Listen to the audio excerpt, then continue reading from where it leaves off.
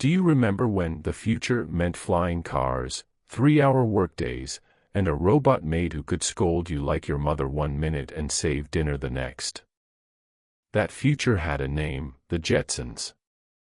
In 1962, ABC launched us straight into Orbit City with George, Jane, Judy, Elroy, Astro, and Rosie, brought to life by legendary voice actors like George O'Hanlon, Penny Singleton, Janet Waldo, Dawes Butler, and Mel Blanc. The funny part? The original series only ran for one primetime season, just 24 episodes total. And yet, thanks to non-stop reruns and a massive 1980s revival, it somehow felt like the show never left.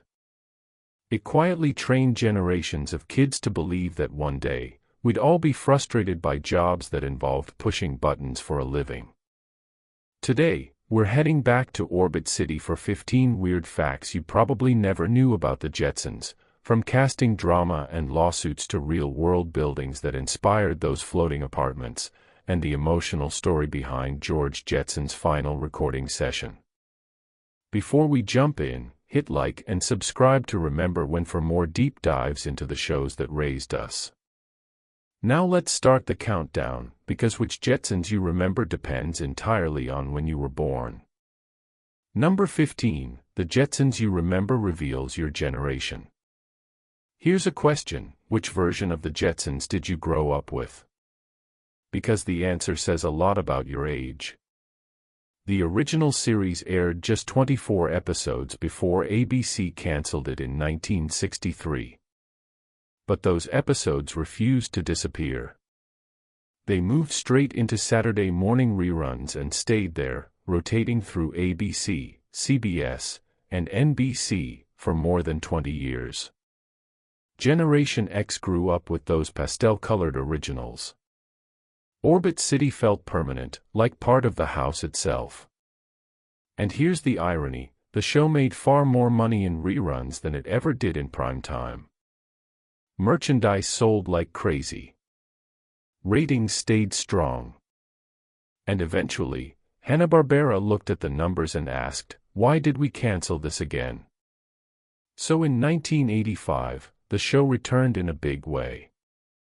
41 new episodes premiered, followed by 10 more in 1987, more than doubling the entire series. These aired as part of the fantastic world of Hanna-Barbera and became a hit all over again.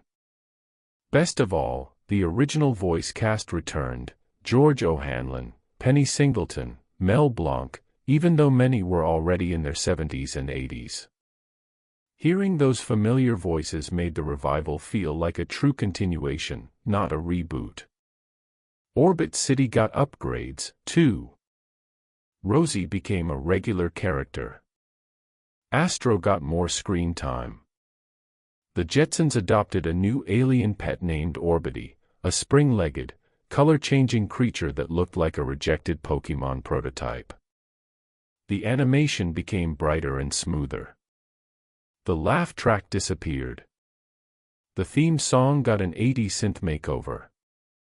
And the success of the revival led directly to Jetsons, the movie in 1990. So if you're Gen X, you remember the soft, retro originals.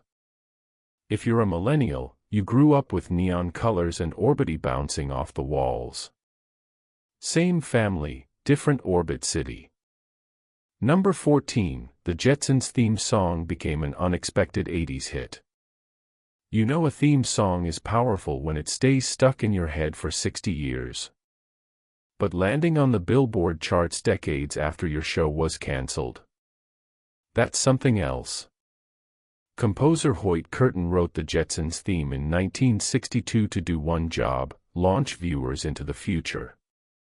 It was never meant to be a single. But after 20-plus years of non-stop reruns, the song became unavoidable. In 1985, a compilation album called Television's Greatest Hits Volume 1 was released, and somehow, the Jetsons theme exploded. Radio stations started playing it. Request lines lit up. DJs couldn't escape it.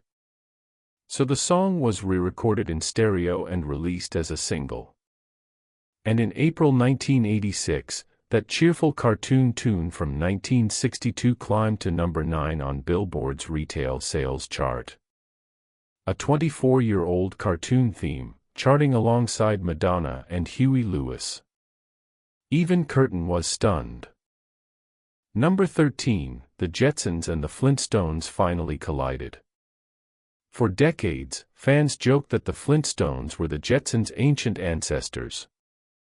In 1987, Hanna-Barbera made it official with the Jetsons Meet the Flintstones. Premiering on November 15, 1987, the special delivered pure chaos. Elroy invents a time machine. Astro bumps a lever. The Jetsons crash land in bedrock. Later, a glitch sends the Flintstones forward to Orbit City, giving us Fred Flintstone battling futuristic gadgets and George Jetson confronting dinosaurs as appliances. Almost the entire original cast returned. It wasn't just a crossover, it was a reunion. And it confirmed that these families lived in the same universe, separated by millions of years and one very confused time machine. Number 12, the original George and Jane were fired and sued. Before George O'Hanlon and Penny Singleton, George Jetson was originally voiced by Maury Amsterdam, and Jane by Pat Carroll. They were contracted for 24 episodes at $500 each. Then, after recording the first episode, they were abruptly replaced. Both actors sued Hanna-Barbera for $12,000 each, the exact amount they were owed. The reason? Sponsor conflicts. Networks didn't want familiar sitcom actors voicing cartoon parents. They didn't win, but the case became one of the earliest major contract disputes in TV animation. Number 11, The Jetsons was cancelled for being too futuristic. When The Jetsons debuted in 1962, ABC hyped it as the network's first full-color series. There was just one problem: fewer than 3% of American households owned a color TV. Most viewers watched Orbit City in black and white. Then ABC scheduled it Sunday nights at 7:30 p.m., directly against the wonderful world of Disney and Dennis the Menace. The Jetsons never had a chance. Number 10, Orbit City was inspired by real buildings. The Jetsons didn't imagine the future, they borrowed it. Mid-century Los Angeles was filled with googie architecture, saucer roofs, sharp angles, neon, and space-age optimism. The LAX theme building. The Chemisphere House. Disneyland's Tomorrowland. Orbit City was basically LA turned vertical. Number 9, Jetsons, the movie replaced Judy's voice at the last minute. In Jetsons, the movie, 1990, Janet Waldo recorded all of Judy Jetson's dialogue, then was replaced by pop star Tiffany. The decision caused backlash. Voice director Andrea Romano removed her name from the credits in protest. The film earned $20.3 million after a $12 million marketing push, but later became a home video favorite. Number 8, George Jetson's job was a joke on purpose. George's job, digital index operator, was satire. In the 1960s, people feared automation would eliminate work. The Jetsons joked that even if machines did everything, you'd still have a boss yelling at you. Number 7, Rosie was a budget robot. Rosie was an outdated XB500 model. The Jetsons couldn't afford a newer one. She only appeared in 2 original episodes, but became iconic during the 1980s revival. Number 6, Astro was almost replaced by a robot dog. Astro competed with a robotic dog named Electrono.